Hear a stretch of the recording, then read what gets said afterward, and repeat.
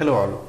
In this video we are going to learn about Python programming, why Python is used for data science, the full stack data science course. Before we proceed, let me take you through the agenda for the first part of Python programming, which is required for data science project. Here we are going to cover right from the basic for those who don't have any Python programming experience and perhaps no experience in any programming language. This is the programming, this is the session where we are going to learn about Python right from the basics. So very basic programming concepts we will be talking in this video, and then gradually we will move on to some of the advanced concepts, and then we will move on to some of the data science related libraries and packages. Okay, so before we move on, let's understand why Python is much popular today, why the software development community or the data scientists across the globe, why they prefer Python as a programming language for data science projects. Right, so right then after this introduction to programming, we will discuss about the IDEs, which is commonly used in the industry, then the basic programming concepts, the constructs, variables, identifiers, and the indentation, the statements, conditional and loops in programming, along with some of the core data structures in Python programming, that is list, tuple, dictionary, set, and then we will learn some of the comprehension techniques, then functions, lambda functions, map, reduce, and so on. Okay, so file handling is something we need to learn as well, and we have some object-oriented programming concepts, some hands-on on that, and let's learn about how to create your customized data types in Python and implement using object-oriented programming concepts and the exception handling. So let's move on. First of all, this is the question, okay, which I asked when I really started working on Python 5 years ago, when I was very new to the data science, though my work was involved extensively into some kind of data analytics tools, but we were moving towards Python 5 years ago, right? So that was the first question, right? Why Python? Okay, so definitely you might be having so many answers to this, right? So the very first answer I listened from so many of my students is Python is simple and easy to learn, right? And that's exactly what I realized over the years, and many people who started learning this as their first programming language, and they have also experienced this, that this particular programming language, Python, is a very simple programming language to learn. Right, anybody can read. It's very much comfortable programming language. Anyone can read. It is like a broken English language, right? Someone can read and easily understand what this programming or what this particular statement is is having written for, right? So easy to read, easy to write code. It's a simple, neat, clean programming language, and there are so many other reasons why Python is used. So another important reason is Python is free and open source programming language. Okay, so a lot of libraries, so much of advancements happened over the last couple of decades. So this programming language is not a new programming language. This has been there for more than 3 decades, and today if you see the evolution, if you see the enhancements happened in this particular modular programming language has taken the position in the market where everybody prefers this as a programming language for their data science projects. Okay, so easy syntax, and it is a high level programming language. Okay, so it is like Python or Java or C++, so all these are high level programming languages. So it is simple, it is interpreted as well as compiled programming language. That's why it is a scripting as well as a programming. Okay, so this can be used as a general purpose programming language, like we use for any backend application development, web development, or your client and server application. So any software we can write using this particular programming language, right? So in fact, Python needs less number of lines as compared to any other probably if you compare with C++ or Java. So it takes 1/3 of lines of the code if I want to write the same thing in Python as compared to Java and C++. Okay, this is high level, this is powerful, this is a stable programming language and supports object-oriented programming concepts, right? So it is procedural and modular and functional and supporting object-oriented. So this makes this particular programming language a general purpose programming language which can be used for any kind of a software if you want to think about. Okay. Another important feature is portability. This has been a concern for many years, especially when there was C and the C++. So those programming languages were not platform independent, right? So like Java is a platform independent, right? So Python is platform independent as well. So if I write a program on my Linux system on particular Python version, the same can work on any other operating system, right? Be it a Mac or Windows. So we can use that. So that's the portability where the program will run without any modifications on any platform. Okay. So as I said, it supports different programming paradigms where the object-oriented programming is been the core of Python. So everything is object in Python, and it supports modularity, it supports sequential programming, it supports scripting, it supports the functional style of coding. So that's what this particular programming language becomes more popular, right? So extensibility, this is been a concern for many people generally who are working on a legacy software. So it's not easy to adopt such a new inventions or new programming languages coming in the market, right? So Python has the extensibility feature. Even if you have a software written in C or C++ or Java for maybe decades old legacy softwares, so the same can be integrated easily with a new piece of software which you probably want to write using Python. So that is possible because of the extensibility feature of Python, where we can write some code and easily plug it to the existing legacy system with the help of some of the packages available for Python. So that makes this programming language a choice for many software community today. This programming also supports automatic garbage collection. So this programming language has a lot of advanced packages for data analytics like NumPy, Pandas, or data visualization like Matplotlib, Seaborn, Plotly.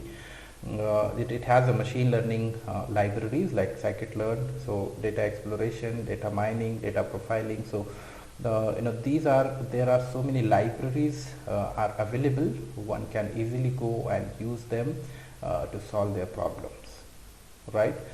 So hence this programming language can be used in many domains. It can be used in robotics, in the machine learning, in the biometric or natural language processing, or if you are working on web development applications, you can go and use something called Django. It's a framework, web development framework. We can use for end-to-end web development. Boto 3 if you are working with AWS or any cloud technologies, there are relevant packages available. This is the programming language. A lot of companies adopt this, use this for their industrial digitization, for their automation, for smart manufacturing. So whatever is the domain, whatever is the industry, today Python becomes one of the most popular programming language, right? So who all use this programming language? I have tried to just capture some of the glimpse, or who all have been using this programming language for years. YouTube, you might have heard about this, right? So YouTube is a video sharing system, okay, which is developed based on the Django framework, and that is purely a Python based software development, right? Google also make use of extensive use of Python for their web search engines. and Dropbox, the client and server is written primarily in Python, right? So Raspberry Pi, you might have heard about this as well.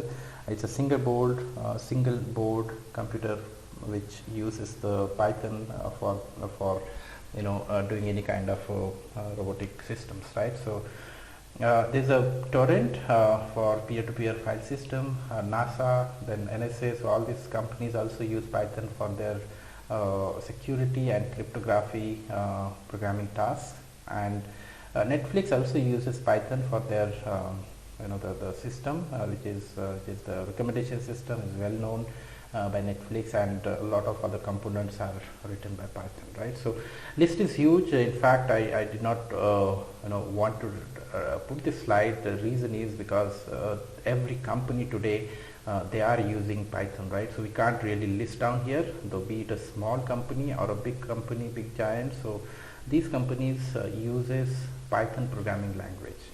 Okay, some or the other way they are using this programming language to solve their software needs.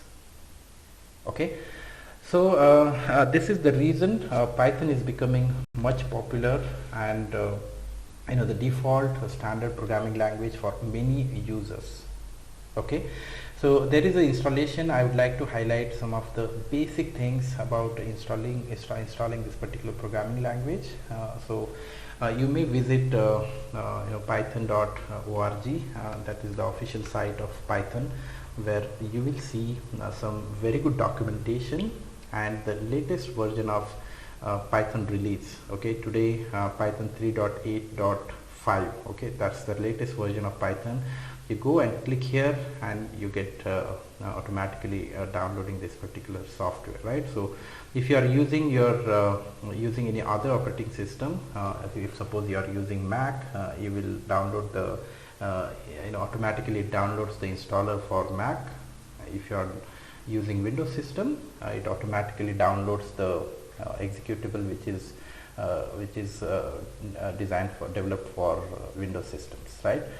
So one can easily download the latest version 3.8.5, and if you are on Windows, just double click, or Mac, it's just a double click and you are good to install this, right? So very simple installation, guys. So one can easily install, and right then they can start using this particular programming Python interpreter and the compiler, right? So this is the basic about where you find, and one more important thing I would like to mention here is the documentation, right?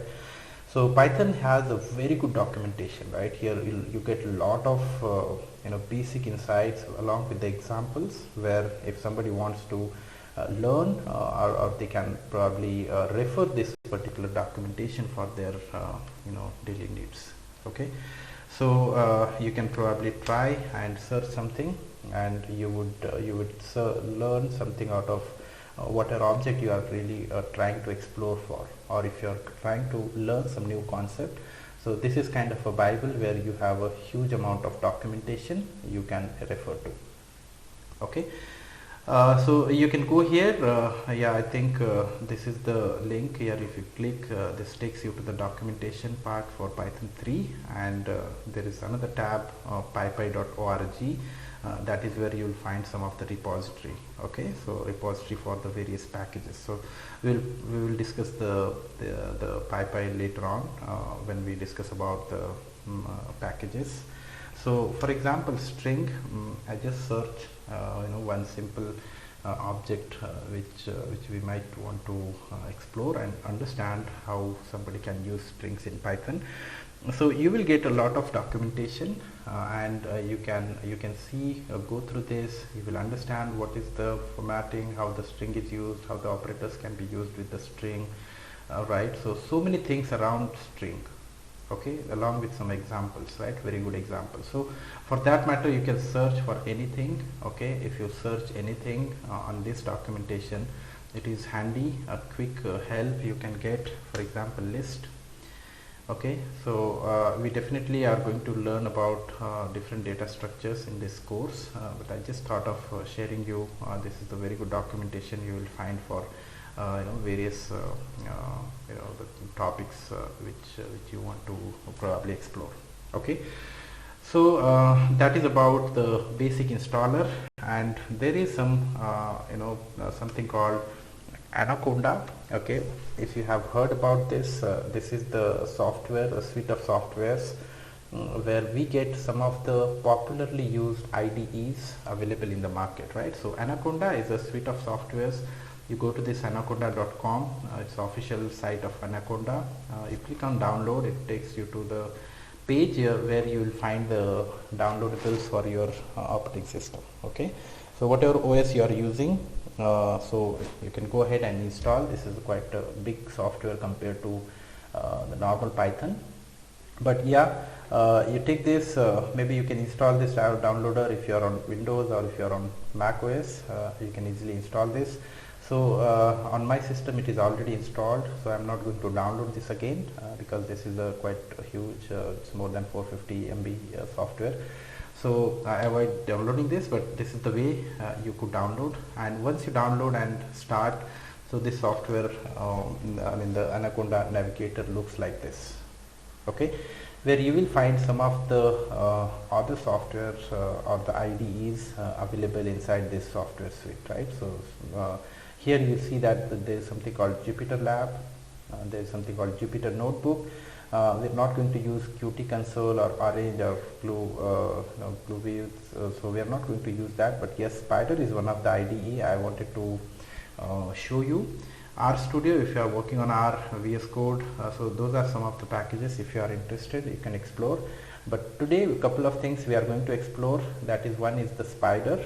Okay, Spider is a very good IDE that is integrated development environment for software development community. So we can use Spider, that is one. The second option is you can use Jupyter Notebook. Okay, Jupyter Notebook or Jupyter Lab. Okay, no difference. Both are same. The Jupyter Lab, it just helps us to manage little more Jupyter notebooks in the single view, right? Let me open all these things and I will quickly help you understand or have a look at these packages or these IDEs. Here I go and I can see that the moment I click on Jupyter Notebook, this is a web-based interface. It gives us to open your any Python code if you want to write. So basically you can browse on your desktop folders or wherever you want to go. Otherwise it goes to the default path, and then you click on Python 3. This takes you to the actual IDE, right? So that's it, guys. So simple, very handy and simple to use IDE called Jupyter Notebook. So this is a cell. Here I can write a simple code, hello world, and you are done, right? So that's as simple as that. I type the code here in the cell. I can write one line or I can write 2 lines of code. Okay, so you can write anything if you want. End of program. Okay, so let's say, so and you are done, right? So how I'm typing is, see, I type a code here and then there is an option to run. Okay, you can probably use this option. So I use some shortcuts on the keyboard. I press shift enter and this program, this particular cell gets executed, right? So here if I have 2 lines, doesn't matter, this whole thing gets executed as well when I press shift enter on the keyboard. Okay, so here if I am at the end, shift enter will just generate create another cell below that, and you can keep on typing. You can keep typing many lines into a single cell. Okay, there is no restriction, or you can write small lines into the into each of these cells. Okay, so a very simple code, one liner, anybody can understand, and you are done, right? So if you have any background or basic understanding how we write such a hello world program in other programming languages like C++ or Java, okay, I'm sure this takes at least 3 lines or 4 lines of code to print something on the screen, isn't it, right? So here it is pretty simple. Print is a built-in function and one liner and you are done. Okay, that's as simple as one can think about. Okay, so this is how we can use a Jupyter notebook. Okay, I'll come to this section once again and we will discuss more.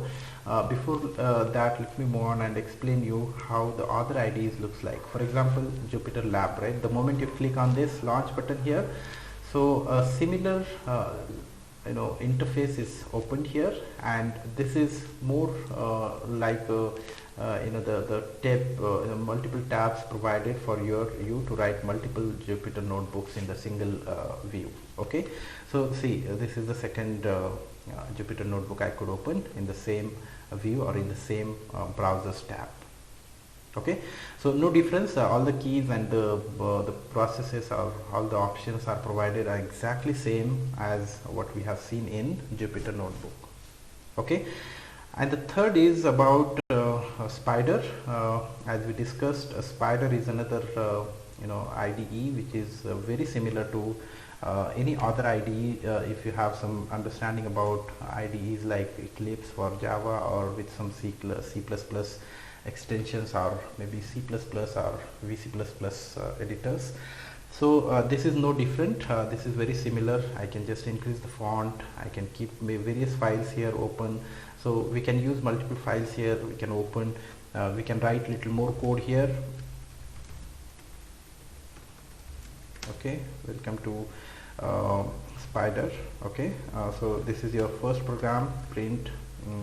This is your first program on Spyder. Okay, so you may have something more. If maybe you can write some variable here, x equal to 10, and if x is greater than 20, print x is greater. Okay, or you may have else and print x is smaller than 20. Okay, so for that matter you can write anything. I'm just taking a simple example to make you understand how this IDE looks like. End of program. So hold on, I'm not yet discussed about some of the syntax, what this indentation is, what this colon is doing here, what this if statement does and how it works. So I guess many of you could understand as well. This is pretty straightforward, simple to learn and understand. But still, let me just run this, and I see that these are the lines. This is the piece of code which is getting executed, right? And I see that the output here. Okay, so very simple IDE. One can use this.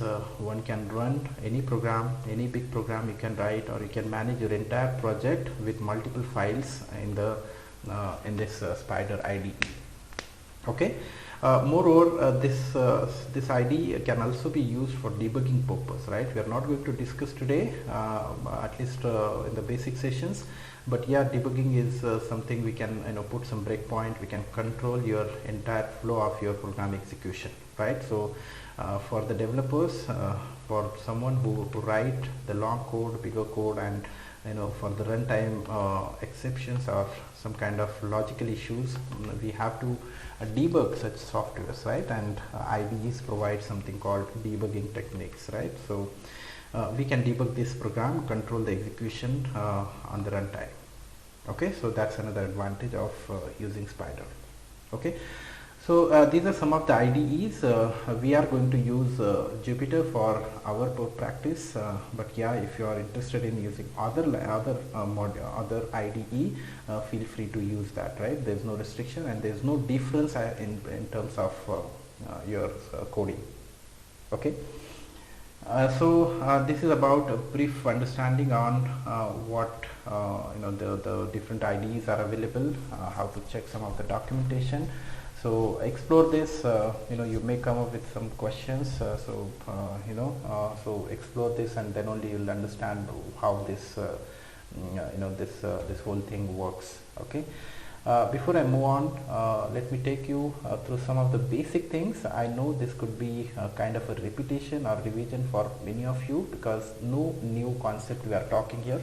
If you have some other programming background, so more or less this is how the variables we declare, we use, and we can assign some value to some variables, and you can process these variables and some of the keywords and the names of the variable and executions and some of the operators, very similar to any other programming languages if you are aware of.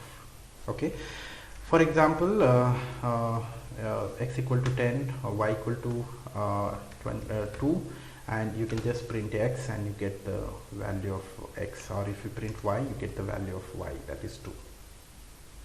Correct? So the best part here you might have observed is like we do similar thing in C programming, we have to specify the type of the object, but here we don't have to specify the type of the object. Okay, x is automatically considered as a string object inside internally by Python interpreter, because obviously we are assigning a string integer number into x.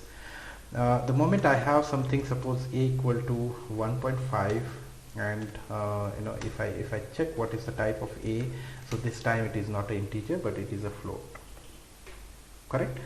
So reason is now a is having a value called value of 1.5, and 1.5 is a floating point number, right? So that's a primitive data type which is used, right? Similarly, if I go and type Python is fun, so that's where I see that type of s is obviously it's a string now, right? So this is how we can have some basic stuff.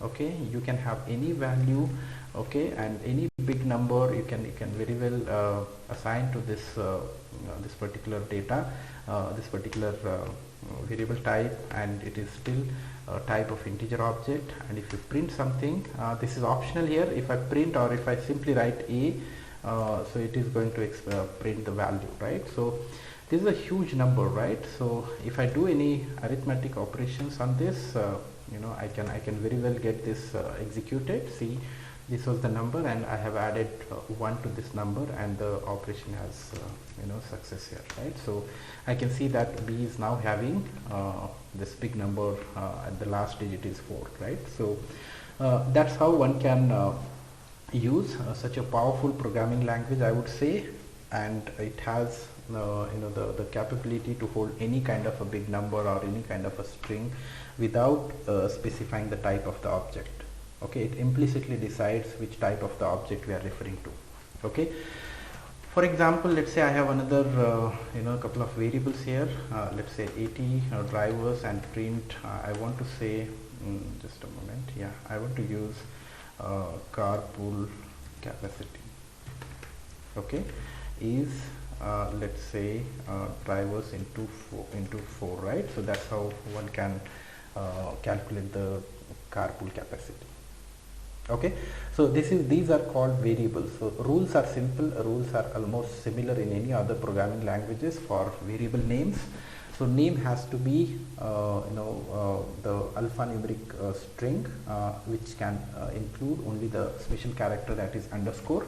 Other than underscore, no special character is allowed in the name of a variable. Variable means an identifier which we can use to refer to a particular memory where we store the data, right? For example, here 100 is an integer object we store in memory, and cars is the name by which we refer to this piece of memory. Okay, and those names are called variables. Okay, the name, the rules is simple. Variable names should be alphanumeric characters. So it's a collection of characters which should not have any special character other than underscore, right?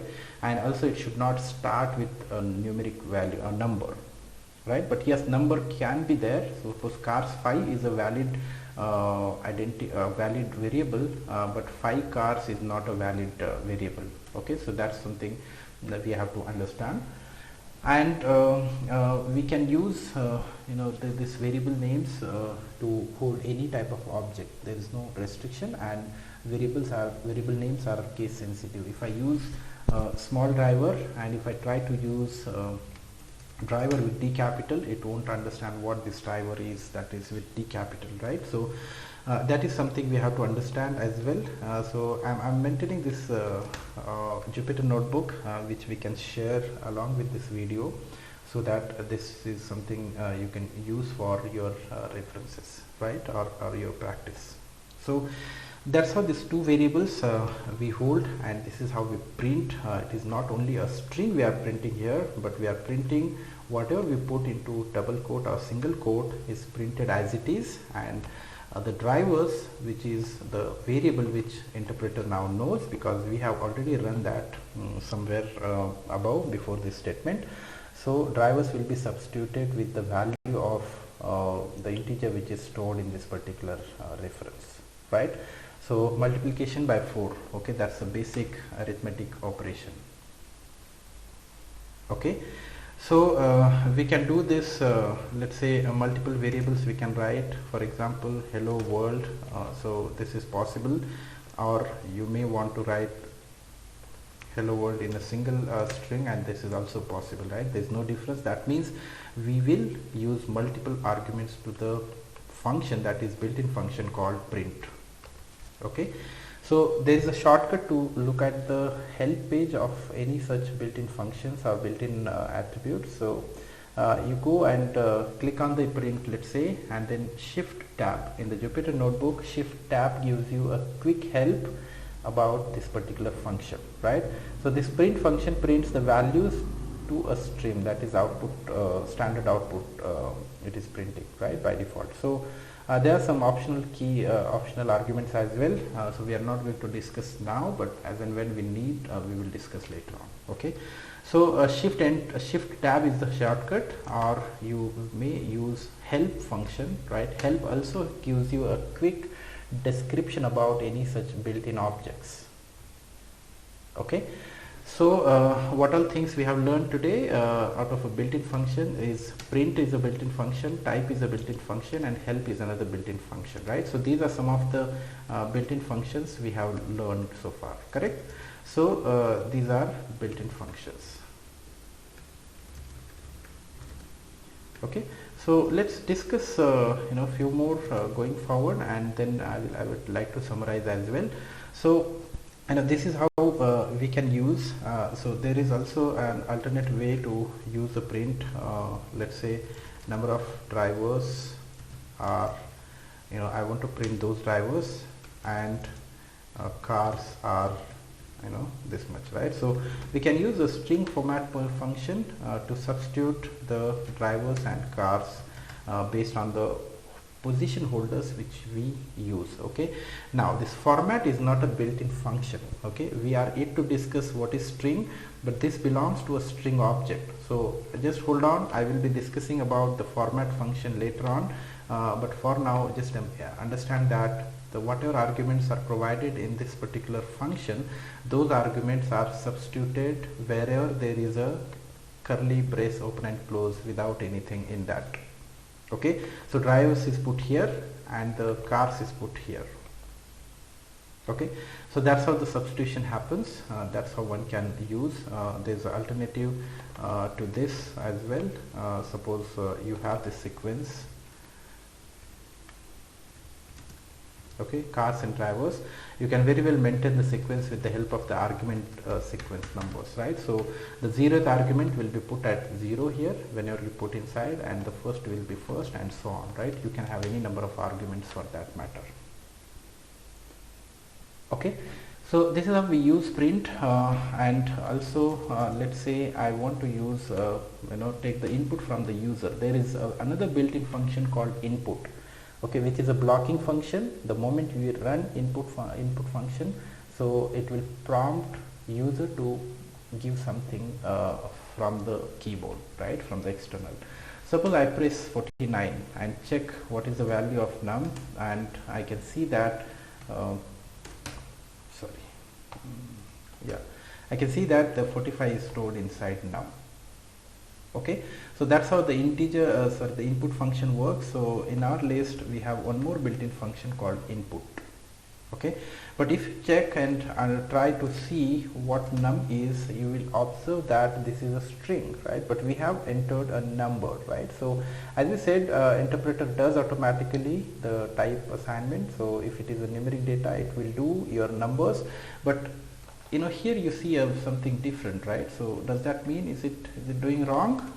So let's understand basically what we are actually trying here, right? So num is the variable which is whose value is given by the input function, right? So let's understand and check what input function does, right? It reads the string from the standard input. That means whatever I type on the keyboard, so those keywords or those keys are read as a string, and that is stored in a number.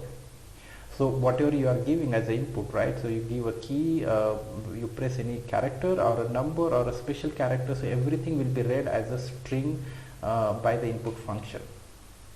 Okay, so that means it is not the interpreter who decides what is the type based on the input given, but it is the input function which is read by the from the standard input device, and that is read as a stream of bytes and which is stored as a string into the variable which we are assigning to. Okay, so that's why it is the string. So whatever you give, now let's say there is another way, enter a number, right? So we can use an input function with some argument as well, where we can put some text, and this text is useful for the user to understand what is expected.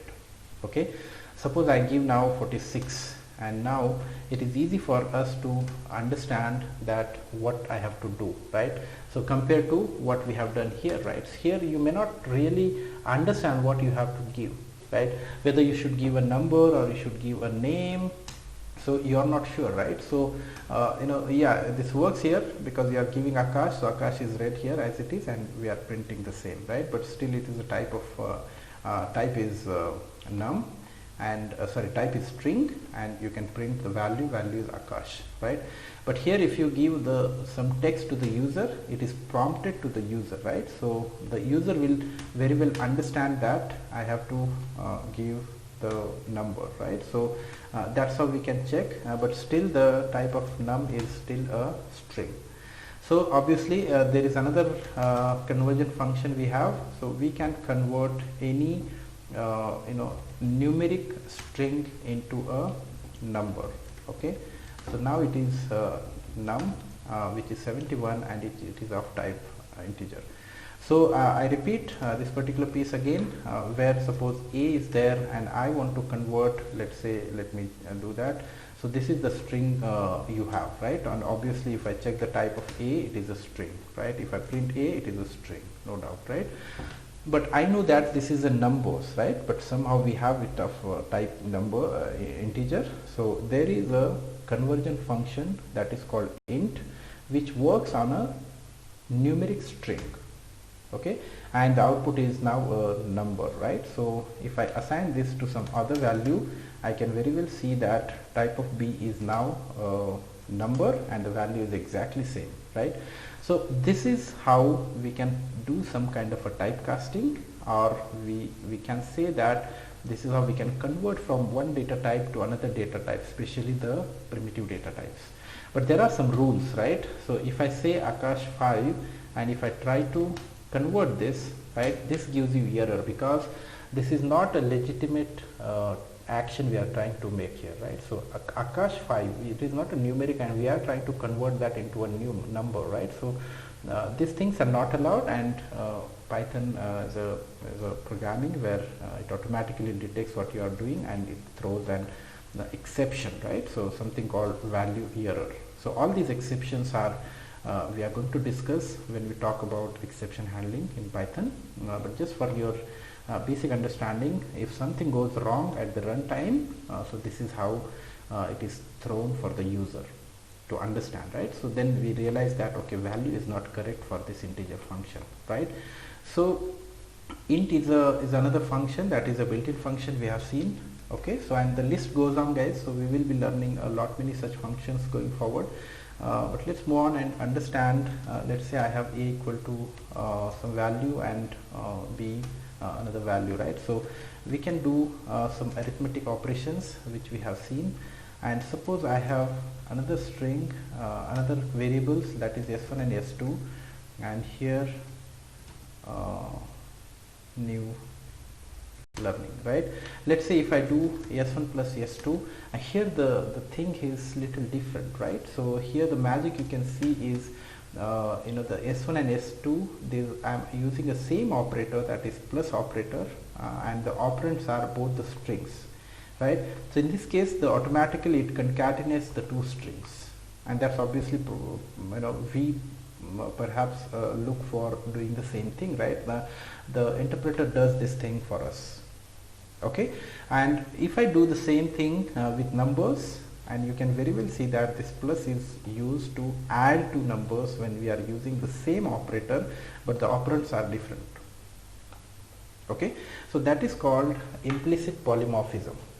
Okay, so based on the operands, plus behaves, right? If both the operands are numeric, then plus will work as the addition operator. If both operands are string, then the operator works as a concatenation operation, right? But if you do something like this, so definitely this is not a legitimate action which we probably want to take. Okay, because we don't want to write something like add 5 to a particular string, right? That is not something we usually do, right? But yes, if you want to just say that Python 6, then you have to concatenate that, and you have to make sure that this number is 6 is not a number, but it should be string. So we have another function called str, which basically converts your numbers to the string. Okay, like we have seen, there's a string, that is numeric string, can be converted using int function. So we have the other way as well, using str function. Correct. So let me add str as well. This is another built-in function. So these are some of the built-in functions we have seen so far. Okay, I'll just maintain this list. Maybe it is useful going forward for our references. So yeah, this is how we can use, and there are some more operators we can try and explore them, right? So let's say 2 to the power 5, right? This is double star is a power operator. Let me take you through some of these operators for your eyes. So we will learn. So there are some built-in data types which we are now started exploring. For example, we have seen what is integer, float, and the string so far. But hold on, we will be discussing, so we don't need to really discuss complex, very rarely used, but yes, some of the important data structures we will be learning going forward, called tuple, list, dictionary, set. Okay, boolean and none are another type of objects here in Python, so those also we will be using going forward, and I'll explain about these objects then when we use. Okay. So yeah, these are the core objects, and these are the operators, the list of the operators, right? And more or less these operators are available in many other programming languages. But let's understand the basic arithmetic operations, what we perform using plus, minus, star, slash, and double star, percent, and double slash, right? So mostly we have used in many other programming languages. Probably double star and double slash is something you may find it new, or for those who are completely new to programming, so these are very basic operations which everyone understands. This is a plus, minus, star is a multiplication, slash is a division, and percent is a modulus division. Okay, let's understand double star is a power operation, and double slash is a floor division. Okay, so let's try. This is how the power we can use. Okay, so 100 to the power 100, so that's a huge number, and that's so powerful that Python does such calculations with so much of ease, right? We can easily add to 1 to it, and we are still working, right? So we can perform operations on such a huge number, right? I remember I am from a C background, and I know, right, in C we can't store such a huge number, right, in any of the primitive data types, or for that matter in C++ as well, right? So we have to do something more to handle such a situation, but Python is seamless, right, simple. Anybody can write this and use it in your program. Okay, so this is how the double star operation is, and the double slash is used to do a floor division. That means normal slash is a single slash is just a division, it gives you 2.5, but if it is a double slash, floor division means a lower integer number, right, than whatever floating number you get, right? Even if it is let's say 5.4 by 2, the division is 2.7, but 5.4/2 is not a rounding up number, right? It is not rounded to the nearest integer to 2.7, but it is a lower integer number, right? So obviously, since the first argument is operand is floating, so the overall result is floating point number, but it takes you to the lower integer number as a output of floor division operator, right? So I will help you understand something called math. Okay, math is a library which we can import, which is a built-in module available in Python. So import is a keyword. As we discussed, there are some keywords. Keywords means these are some of the reserved words in Python. Okay, so these are some of the keywords here. So you will see that some of these keywords have a special meaning into the Python software. Okay, so we can use these keywords and as and when, and I will explain that time. Okay, so you can use the math library. We can use import keyword to import a math module in our program, right? Then what we get is we get power operation we can perform using POW, that is a module function. So which can be done, which is exactly the same thing what we are doing using double star operator, right? So similarly we have dot floor.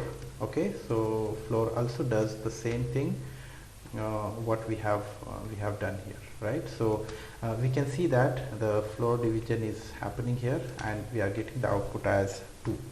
Okay, so that's a simple thing, and you can do a seal as well.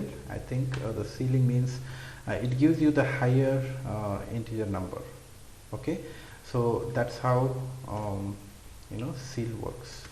Okay, so it is a lower and it is higher, right? There's no operator for seal in Python, but yeah, there is a trick we can do. We can probably do this. Okay, double slash, so this gives you a higher number and another negation will make you a seal here, right? So -3, we don't want -3 as output, so we will make one more negate, and that's how it does, right? So the same floor operation we can do with some trick and achieve what seal is doing for us, right? So that's why there is probably no need of a seal operator. So operators are handy than the functions. If it is quick thing, you could use directly these operators. But yes, math module, why do you use if power can be done, floor can be done, seal can be done using the operators, but there are some functions which we may not be able to use by some other means. So in that case, the module functions we can use like square root. Okay, so square root of 25, it automatically calculates and gives you the output. Okay, for that matter, I have one more built-in function, that is dir, which gives you a help of so many functionalities available with math module. Okay, you will find out so many functions. You check here the factorial, the facts, and the exponential. So those are some of the functions you might want to use, which is available in math module. Okay, for example, pi, right? What is the value of pi? So math.pi, math.pi, this gives you the value of a pi. Okay, you can use that very well. So this is about a module. So we learned something called a new keyword called import and a new built-in function, that is dir. But remember, sqrt, seal, floor, these are not built-in functions, but these are module functions. Okay, so I'm not including sqrt and power function here, but I can do dir function because dir is a built-in function, and other these functions like POW or floor, seal, sqrt, these are module functions. Okay, so I hope I'm making sense till this point. We are trying to speak of very basic things around the Python. Now the next important topic would be string, and we will try to explore some of the string functions and the Python programming constructs. So let's move on to the string. So where we have a basic string which looks like this. Python is fun, and we can print this string and we will see that what is the value, what is the contents of this particular object. Okay, and string function, as I just discussed, dir is a function we can use for any operator, for any object, to check what are the attributes and functions this particular object has. Okay, and we see that there are so many functions available here. Okay, so probably you can explore this. Let's move on and try, because I want you guys to explore these functions. For example, I'll just take one, and let's understand what capitalize will do. And look at this, right? Yes was having Python is fun, but yes dot capitalize will do return the capitalized version of Python, string, right? So you can check the help page. I pressed shift tab. This gives me the help page of this particular function. This function is not a built-in function, but it is a string objects function, right? It returns the capitalized version of Python, right? So it makes the first character the uppercase and rest it keeps as it is. So that's how the capitalize work. So I want you guys to explore these functions, and in the next video I will discuss as and when we want to use some of these functions. So I want you guys to explore, take the help page of all these functions one by one and observe what these functions does. Okay, okay guys, thank you. Let's move on to the next topic in the next video. Thank you.